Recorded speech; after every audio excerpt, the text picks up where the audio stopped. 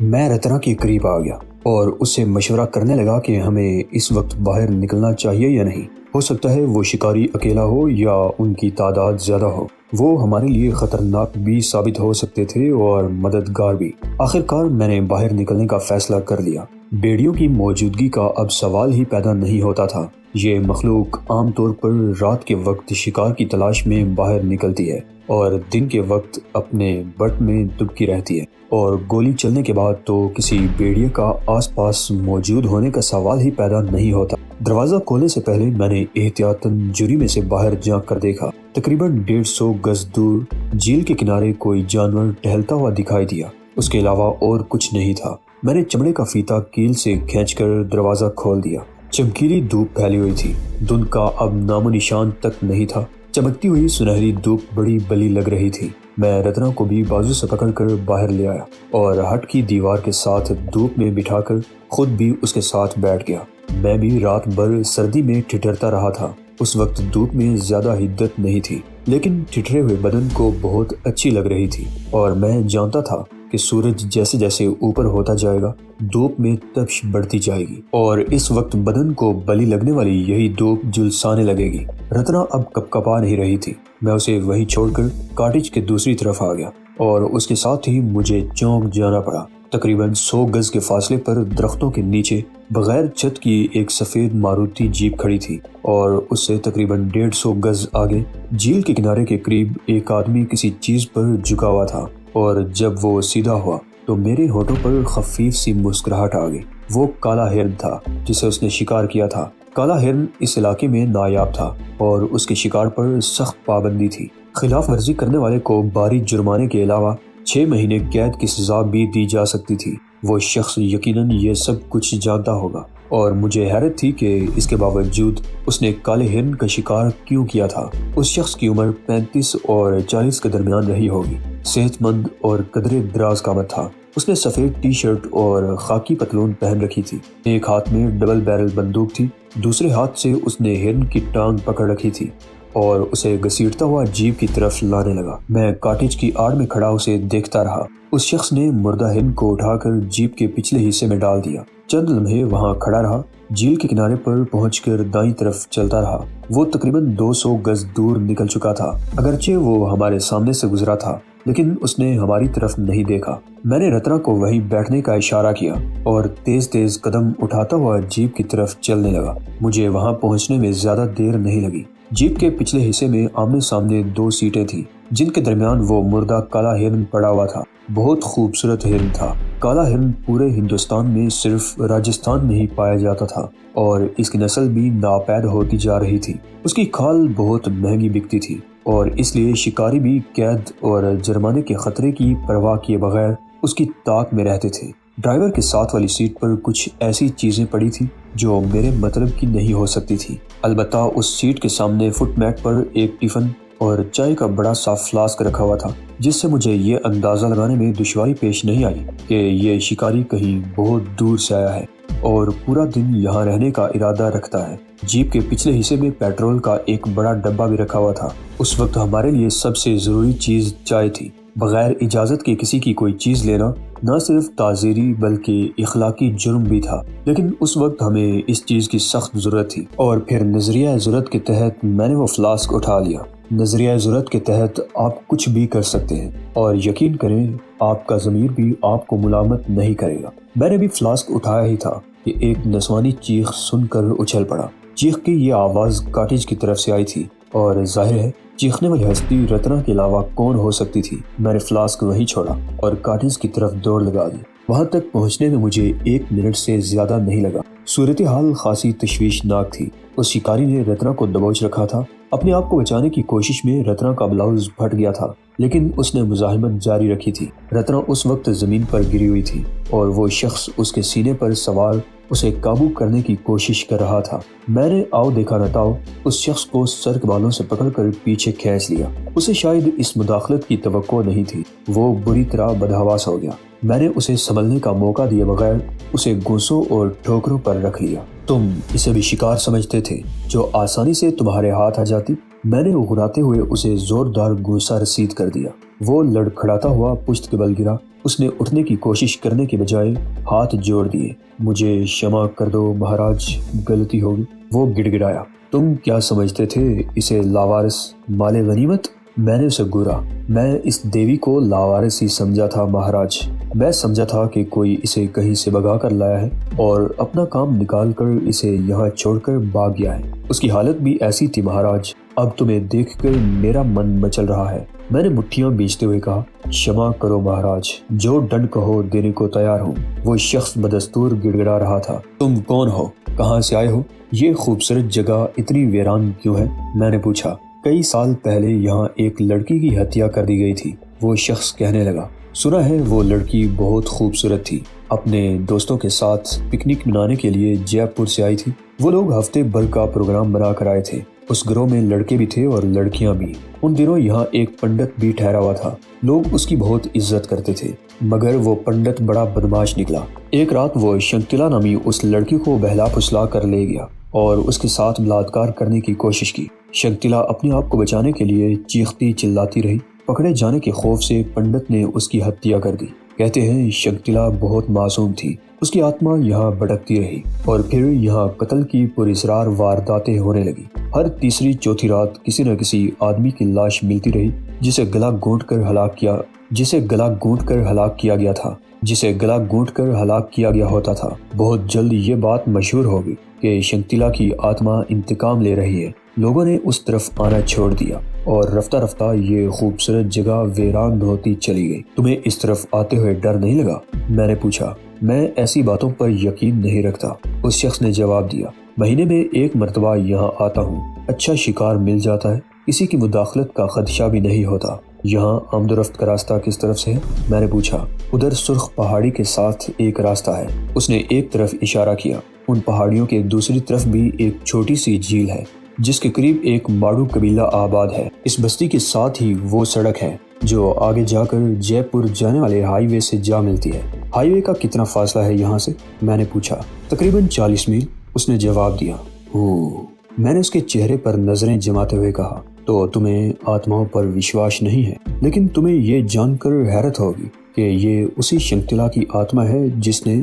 نہیں، وہ چیخا، ابھی جب یہ تمہارا گلا گھونٹے گی تو تمہیں وشواس ہو جائے گا اور پھر تمہاری آتما بھی یہیں بھٹکتی رہے گی۔ میں نے کہا۔ اس نے میری بات کو یقین کیا یا نہیں، لیکن یہ ضرور ہوا کہ اس نے کچھ دور زمین پر پڑی ہوئی اپنی بندوق کی طرف چھلانگ لگا دی، مگر میں نے اسے بندوق تک نہیں پہنچنے دیا اور راستے ہی میں دبوچ لیا۔ وہ چیختا چلاتا رہا، اپنے آپ کو چھڑانے کی کوشش کرتا رہا، لیکن اس کی گردن میری گرفت میں آ گئی، اور جب کسی کی گردن میری گرفت میں آ جائے تو اسے موت ہی پناہ دے سکتی تھی۔ اگر اس شخص سے خوشگوار ماحول میں ملاقات ہوئی ہوتی تو صورتحال کچھ اور ہوتی، مگر اس نے رتنا کے ساتھ زیادتی کر کے اپنی موت کا جواز پیدا کر لیا تھا۔ میں نے اس کی گردن کو صرف 2 جھٹکے دیے تھے۔ وہ مرغے بسمل کی طرح تڑپنے لگا، اس کے حلق سے عجیب سی آوازیں نکل رہی تھی۔ کچھ ہی دیر بعد وہ بے حس و حرکت ہو گیا۔ میں نے اس کی ٹی شرٹ اور پینٹ اتار لی اور لاش کو گھسیٹ کر کاٹیج کے پچھلی طرف جھاڑیوں میں بیڑیوں کی خوراک بننے کے لیے چھوڑ دیا۔ میں ایسے کسی شخص کے ساتھ رحم دلانہ سلوک کرنے کو تیار نہیں تھا۔ جھیل پر چل کر منہ ہاتھ دھو لو اور یہ کپڑے پہن لو، میں نے رتنا کی طرف دیکھتے ہوئے کہا۔ ناشتہ کرنے کے بعد ہم یہاں سے رخصت ہو جائیں گے۔ ناشتہ؟ رتنا نے اس طرح میری طرف دیکھا جیسے میرا دماغ خراب ہو گیا ہو۔ ہاں، اس کی جیپ میں ناشتہ نہیں، کھانے کا سامان موجود ہے، میں نے اسے بتایا۔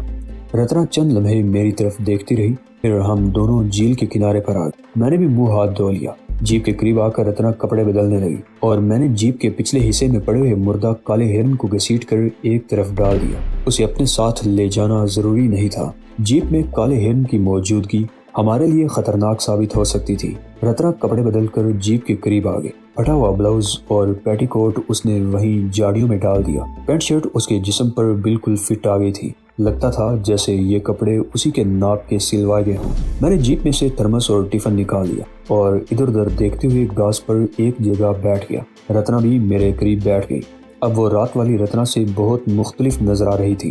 رات کو تو کسی انجانے خوف اور سردی نے اسے ادموا کر کے رکھ دیا تھا۔ میں نے ٹفن کھول لیا۔ ایک ڈبے میں پراٹھے تھے، دوسرے میں آلو اور میتھی کی بھجیا اور تیسرے میں مرغی کی بنی ہوئی رانیں تھی۔ کھانا اتنی مقدار میں تھا کہ ہم دونوں کا پیٹ بھرنے کے بعد بھی بچ گیا، جسے میں نے اسی طرح کھلا چھوڑ دیا۔ یہ ٹفن ساتھ لے جانے کا میرا کوئی ارادہ نہیں تھا، یہ ایسے ہی کھلا پڑا رہے گا، ہمارے جانے کے بعد کسی جانور کا بلا ہو جائے گا۔ چائے بھی بہت خوش ذائقہ تھی، واقعی مزہ آ گیا تھا۔ فلاسک میں کچھ چائے بچ گئی تھی جسے میں نے جیپ میں رکھ لیا۔ رتنا جب جیپ میں بیٹھنے لگی تو میری نظریں اس کے پیروں پر پڑی، وہ ننگے پیر تھی۔ 1 منٹ، میں کہتا ہوا ہٹ کی طرف چلنے لگا۔ کاٹیج کے پیچھے وہ لاش ابھی تک کسی جانور کی نظروں میں نہیں آئی تھی۔ میں اس کے پیروں سے جاگرز اتار کر واپس آ گیا۔ اتفاق سے وہ جاگرز بھی رتنا کو فٹ آ گئے۔ جیپ پر بیٹھتے ہوئے مجھے اچانک ہی ایک اور خیال آیا اور میں نے مردہ ہرن اٹھا کر دوبارہ جیپ میں ڈال دیا اور ڈرائیونگ سیٹ پر بیٹھ کر انجن سٹارٹ کرنے لگا۔ اس کے ساتھ ہی میری نظریں ڈیش بورڈ کا جائزہ بھی لے رہی تھی۔ فیول بتانے والی سوئی ای اور ایف کے بیچ میں تھی، جس کا مطلب تھا کہ پیٹرول کی ٹینکی آدھی کے قریب تھی۔ میں نے جیپ ایک ہلکے سے جھٹکے سے آگے بڑھا دی اور اس کا رخ جھیل کے کنارے کی طرف موڑ دیا۔ رتنا اپنے لباس کی تلاشی لے رہی تھی۔ پینٹ کی ایک جیب میں سگریٹ کا پیکٹ، لائٹر اور کچھ ریزگاری ملی، جبکہ پچھلی جیب میں وائلٹ تھا۔ وائلٹ کھولتے ہی رتنا کی آنکھوں میں چمک سی ابھر آئی۔ اس میں تقریباً 6,000 کی رقم موجود تھی۔ وہ کتیا ہمارا سب کچھ لے گئی۔ میں تو پریشان ہو رہی تھی کہ کسی طرح کسی آبادی میں پہنچ بھی گئے تو بھیک مانگیں گے یا کیا کریں گے۔ رتنا کہہ رہی تھی مگر اس وائلٹ میں تقریباً 6,000 روپے موجود ہیں، کام چل جائے گا۔ 5,000 روپے کی رقم تو میری جیب میں بھی پڑی ہوئی ہے، میں نے جواب دیا۔ میں نے ایسی کوئی پریشانی بھی نہیں پالی، رقم کے بارے میں مجھے کبھی فکر نہیں ہوئی، کوئی نہ کوئی بندوبست تو ہو ہی جاتا ہے۔ رتنا چند لمحے خاموش رہی، پھر بیلا کے بارے میں باتیں کرنے لگی۔ اسے جتنی بھی زنانہ مردانہ گالیاں یاد آ رہی تھی وہ بیلا کو ان سے نواز رہی تھی۔ میں جھیل کے کنارے کنارے متوازن رفتار سے جیپ چلاتا رہا اور پھر اچانک ہی جیپ روک لی۔ کیا ہوا؟ رتنا نے چونک کر میری طرف دیکھا۔ وہ دیکھو، میں نے ایک طرف اشارہ کیا۔ 5-6 مور تھے، 2 تو پر پھیلائے ناچ رہے تھے، باقی ادھر ادھر گھاس میں دانا دنکا چگ رہے تھے۔ ان ناچتے ہوئے موروں کو دیکھ کر میرا دل باغ باغ ہو گیا۔ قدرت نے کتنے حسین رنگ بھی دیے تھے اس کے پروں میں۔ میں نے جیپ آگے بڑھائی تو اس کی آواز سے مور ہماری موجودگی سے آگاہ ہو گئے اور پھر دوسرے لمحے وہ سب پھڑپھڑاتے ہوئے اڑ گئے۔ جھیل کے دوسرے کنارے ایک کشادہ راستہ پہاڑیوں میں چلا گیا تھا۔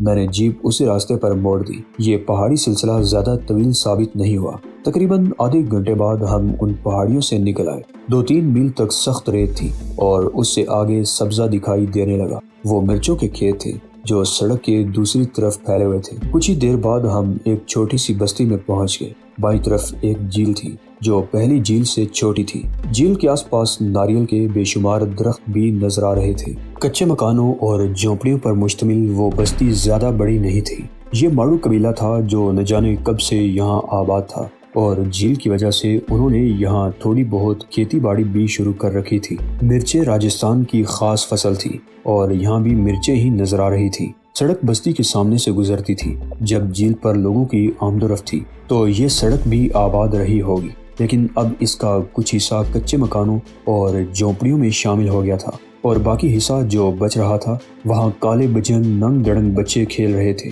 2-3 آدمی اور 2 عورتیں بھی سڑک کے کنارے نیم کے ایک بہت بڑے درخت کے نیچے بیٹھے ہوئے تھے۔ مرد تو چارپائیوں پر بیٹھے حقے کے کش لگا رہے تھے اور عورتیں زمین پر ہی بیٹھی خالی بوریوں کی مرمت کر رہی تھی۔ مرچوں کی فصل تیار ہونے والی تھی اور فصل کی تیاری سے پہلے یہ لوگ اپنی تیاریاں مکمل کر لینا چاہتے تھے۔ میں نے درخت کے قریب جیپ روک لی۔ وہ لوگ حیرت سے ہماری طرف دیکھنے لگے۔ صبح انہوں نے اس جیپ کو جھیل کی طرف جاتے ہوئے دیکھا ہوگا اور یہ بھی دیکھا ہوگا کہ اس میں ایک ہی آدمی تھا۔ انہیں یہ بھی حیرت ہو رہی ہوگی کہ ہم کہاں سے آگے تھے۔ میں جیپ کا انجن بند کر کے نیچے اتر آیا۔ وہ تینوں آدمی بھی اٹھ کر ہمارے قریب آ گئے۔ ان کی رنگت توے کی طرح سیاہ اور لباس راجستھانی تھے۔ سروں پر بڑی بڑی پگڑیاں تھیں۔ ان میں سے کسی کی عمر 45 سال سے زیادہ نہیں تھی، لیکن چہروں پر بڑی سختی تھی اور یہ سختی ٹھٹھرا دینے والی سردی اور چلچلاتی دھوپ میں محنت و مشقت کا نتیجہ تھی۔ اس بستی کا مکھیا کون ہے؟ میں نے باری باری ان تینوں کی طرف دیکھا۔ ان میں 2 تو وہیں کھڑے رہے اور تیسرا تیز تیز قدم اٹھاتا ہوا بستی میں چلا گیا۔ اس کی واپسی تقریباً 10 منٹ بعد ہوئی تھی۔ اسی دوران سڑک پر کھیلنے والے بچے ہمارے گرد جمع ہو چکے تھے۔ سردار کی عمر 60 سال کے لگ بھگ رہی ہوگی۔ لمبا قد، باری بھرکم جسم، خاص راجستھانی لباس، سر پر سندوری رنگ کی پگڑی اور گلے میں رنگ برنگے موتیوں کی کئی مالائیں تھیں۔ 60 سال عمر ہونے کے باوجود اس کی صحت قابل رشک تھی۔ ہم چند منٹ وہیں کھڑے باتیں کرتے رہے، پھر وہ ہمیں بستی میں لے گئے۔ بستی کے وسط میں برگد کا ایک بہت بڑا اور پھیلا ہوا درخت تھا جس کی جڑ کے چاروں طرف وسیع اور عریض چبوترا بنا ہوا تھا۔ اس چبوترے کے ارد گرد بھی بہت وسیع جگہ تھی۔ وہاں بھی چارپائیوں پر کچھ عورتیں اور مرد بیٹھے ہوئے تھے۔ وہ سب اپنے اپنے کام چھوڑ کر ہماری طرف دیکھنے لگے۔ ہمارے لیے فوراً ہی ایک چارپائی خالی کر کے اس پر سفید اجالا کھیس بچھا دیا گیا۔ سردار سامنے والی چارپائی پر بیٹھ گیا۔ تھوڑی ہی دیر بعد ہمیں مشروب بھی پیش کر دیے گئے۔ بستی میں موجود لوگ ہمارے ارد گرد جمع ہو گئے تھے۔ ہم ان کے لیے عجوبہ تھے۔ اس کی وجہ غالباً یہ تھی کہ بہت عرصہ بعد انہوں نے باہر کے لوگوں کو دیکھا تھا۔ ایک عجیب بات مجھے یہ محسوس ہوئی کہ اس بستی کے مردوں کے رنگ تو توے کی طرح سیاہ تھے، البتہ عورتوں کی رنگت صاف تھی۔ بعض عورتیں تو رتنا کی طرح گوری چٹی تھی۔ میں نے مکھیا کو ایک فرضی کہانی سنا دی۔ اس کہانی کے مطابق ہم جھیل کے دوسری طرف پہاڑوں میں سفر کر رہے تھے کہ ہماری کار ایک حادثے کا شکار ہو گئی۔ اس وقت دن کا بہت مدھم سا اجالا پھیلنے لگا تھا۔ ہم امداد کی تلاش میں ایک پہاڑی راستے پر چل پڑے اور تقریباً 2 گھنٹوں بعد جھیل پر پہنچ گئے۔ ہمارا خیال تھا کہ وہاں آبادی ہوگی اور ہمیں کوئی مدد مل جائے گی، مگر وہاں ایک آدمی کی لاش پڑی ہوئی تھی جسے گلا گھونٹ کر ہلاک کیا گیا تھا۔ ہم نے جھیل کے آس پاس چاروں طرف دیکھ لیا مگر ہمیں کوئی اور انسان دکھائی نہیں دیا۔ البتہ شکار کیا ہوا ایک کالا ہرن جیپ میں پڑا ہوا ملا۔ ہم اسی جیپ پر بیٹھ کر اس طرف آئے ہیں۔ وہ شکاری ہر مہینے اس طرف جاتا تھا۔ مکھیا نے میرے خاموش ہونے پر کہا۔ ہم نے کئی مرتبہ اسے منع کیا لیکن وہ نہیں مانا۔ اسے آتماؤں پر وشواس نہیں تھا اور آج آخر کار اس بھٹکی ہوئی آتما کا شکار ہو ہی گیا۔ مکھیا چند لمحوں کو خاموش ہوا اور پھر اس آتما کی کہانی سنانے لگا جو ہم اس شکاری سے بھی سن چکے تھے۔ اس کے علاوہ کبھی ہم نے کسی کو اس جھیل کی طرف جاتے ہوئے نہیں دیکھا۔ مکھیا کہہ رہا تھا، جے پور سے آنے والا وہ شکاری ہر مہینے ادھر آتا تھا اور کئی ہرن شکار کر کے لاتا تھا۔ یہاں آ کر 2 ہرن ہمارے حوالے کر دیتا، گوشت ہمارے کام آ جاتا اور کھالیں صاف کر کے ہم اسے دے دیتے۔ ہرن کا گوشت، خاص طور پر کالے ہرن کا گوشت بہت مزے کا ہوتا ہے۔ شکار کیا ہوا وہ کالا ہرن جیپ میں رکھا ہوا ہے۔ میں نے اس کے خاموش ہونے پر کہا، اسے اتروا کر گوشت بنوا لو، کھال بھی تم رکھ لینا، ہمیں اس کی ضرورت نہیں۔ میں چند لمحوں کو خاموش ہوا، پھر بولا، آگے کی بستی یہاں سے کتنی دور ہے؟ میرا مطلب ہے کوئی ایسی بستی جہاں پولیس کو اس لاش کے بارے میں اطلاع دی جا سکے۔ پولیس کو خبر کرنے کا کوئی فائدہ نہیں، مکھیا نے جواب دیا۔ وہ شکاری ایک بھٹکی ہوئی آتما کے انتقام کا شکار ہوا ہے اور پولیس اس آتما کا پتہ نہیں لگا سکتی، اور ویسے بھی اس لاش کا اب کچھ نہیں بچا ہوگا۔ بھیڑیے اور دوسرے جانور اسے چٹ کر گئے ہوں گے۔ تم لوگ پولیس کے پاس جاؤ گے تو وہ تمہیں ہی پریشان کریں گے، بلکہ میری مانو تو اپنے یہ حلیے بھی بدل لو۔ اس علاقے کی بستیوں میں شہر کے رہنے والوں کو تو پولیس والے ایسے ہی تنگ کرتے رہتے ہیں۔ میرے منہ سے گہرا سانس نکل گیا۔ روح والی کہانی کی بات بن گئی تھی۔ اس بستی کے لوگ اور مکھیا کوئی شریف آدمی ہی تھا جو ہمیں آگے متوقع پریشانیوں سے بچانا چاہتا تھا۔ ہرن جیپ سے اتروا لیا گیا۔ ہم وہاں سے رخصت ہونا چاہتے تھے مگر مکھیا نے ہمیں روک لیا اور پھر دوپہر کا کھانا ہم نے وہیں کھایا۔ ہمارے کھانے میں دوسرے لوازمات کے علاوہ کالے ہرن کا بنا ہوا گوشت بھی شامل تھا جو واقعی بے حد لذیذ تھا۔ تو دوستو، یہ تھی آج کی ایپیسوڈ۔ مجھے امید ہے کہ یہ ایپیسوڈ بھی آپ لوگوں کو بہت پسند آئی ہوگی۔ تو ملتے ہیں اگلی شاندار ایپیسوڈ میں، تب تک کے لیے اجازت دیجیے۔ اللہ نگہبان۔